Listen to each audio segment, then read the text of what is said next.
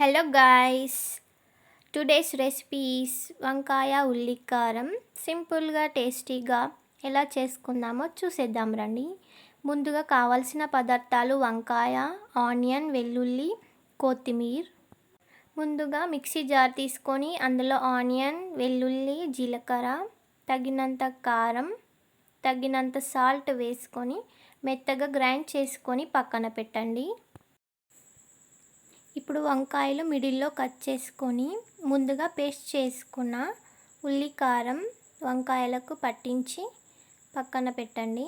ఇప్పుడు stove on చేసుకొని బాండీ పెట్టుకోండి. నెక్స్ట్ 2 టేబుల్ స్పూన్ ఆయిల్ వేసుకొని చిటికెడు పసుపు వేసుకోండి. వంకాయలు ఆయిల్లో ఫ్రై చేసుకోండి.